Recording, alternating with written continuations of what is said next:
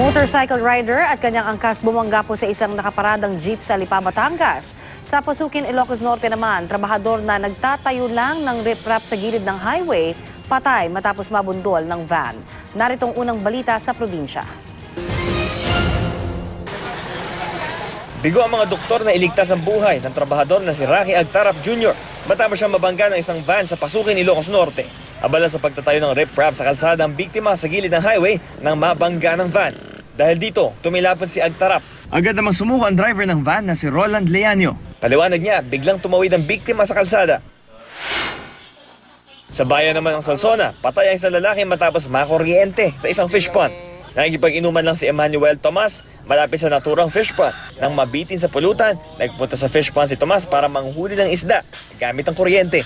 Pero sa hindi pa matukoy na kadahilanan, bigla na lang daw tumalon sa fish pond ng biktima kaya't nakuryente at namatay. Sa Lipa, Batangas, patay ang isang binatilyo habang sugatan ng kanyang kasama matapos sumalpok ang isang sinasakyan nilang motorsiklo sa nakaparadang jeep.